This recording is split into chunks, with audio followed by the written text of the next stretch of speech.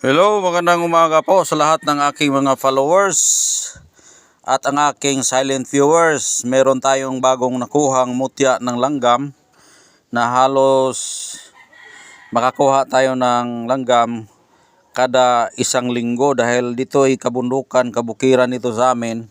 Meron tayong makukuha at mahahunting na mutya ng langgam.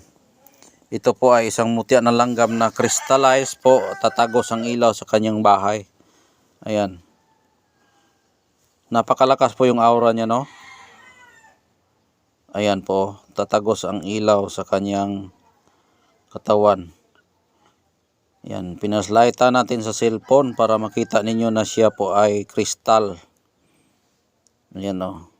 May langgam pa sa loob o. Ayan o, langgam o. Ayan, langgam po yan.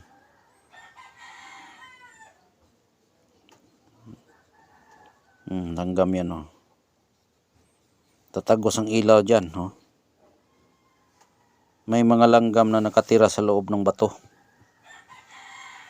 Dalawang beses na ako nakakita ng ganitong klaseng bato na napakaganda.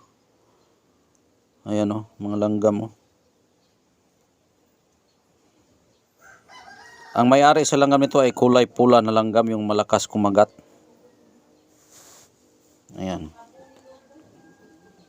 Kristal po talaga yung mutya na ito.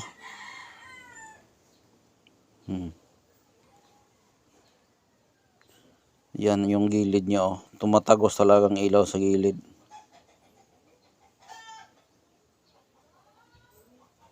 Ayan. Ngayon ipapakita ko sa inyo sa maliwanag, no, para makita ninyo ang katawang kabuuhang katawan niya. Ayan po.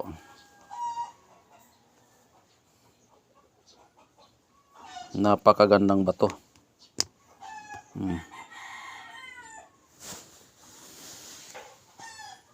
Ayan po ang itsura niya, no.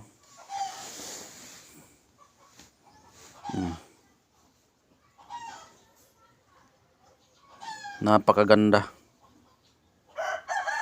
Crystallized. Ayan.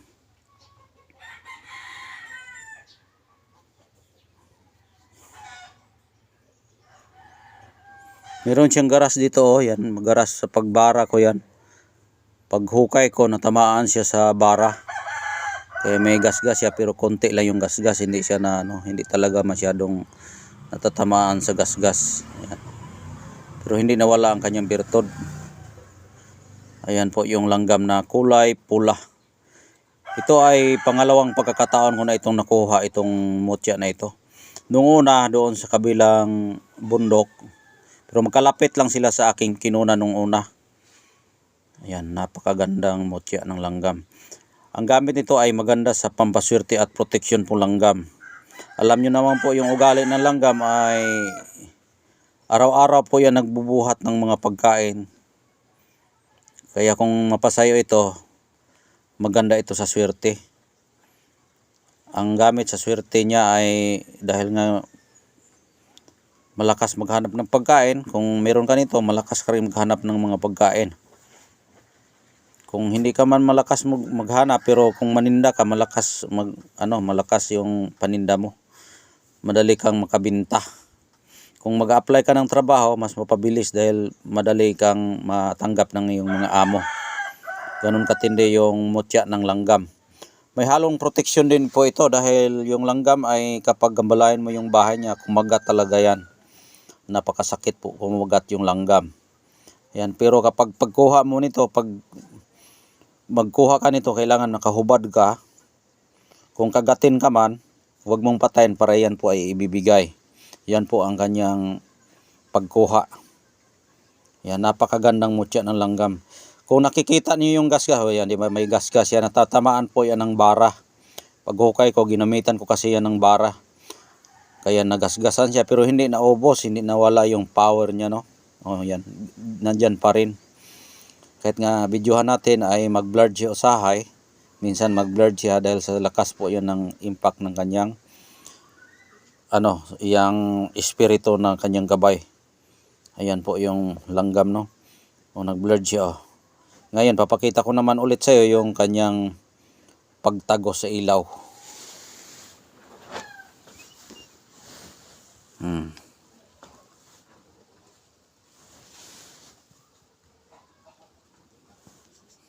Dito sa gilid, tumatagos talagang ilaw dyan. Ayan.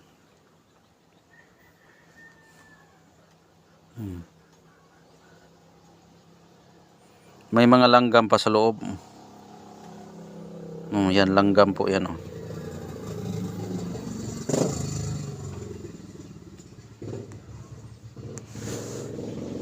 Yan. Mga langgam po yan. Buhay na buhay po yung kanyang mutya dahil bago lang ito nakuha nung Friday pa lang. Ayan. Ngayon papakita ko ulit para makita niyo ang katawan niya, no? Ayan.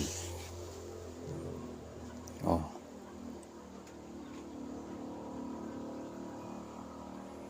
Ayan, yung kapal niya, manipis lang siya.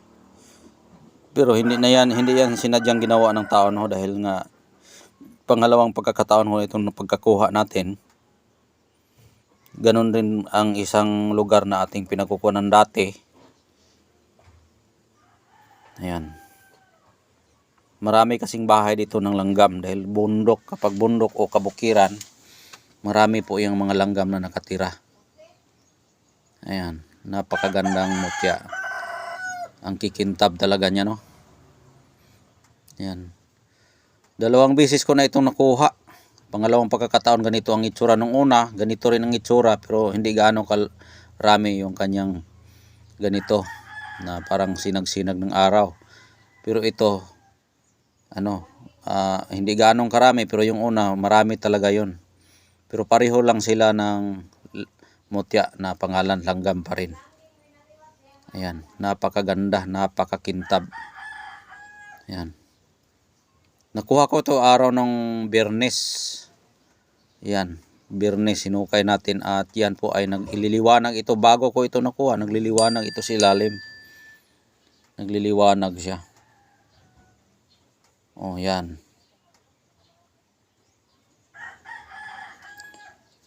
Kung gusto ninyo ito, paunahan lang po kayo para agad-agad natin ibibigay sa inyo. Dahil kapag mag-vlog ako, parang naghahabulan po yung ating mga kaibigan na gustong-gustong ganito.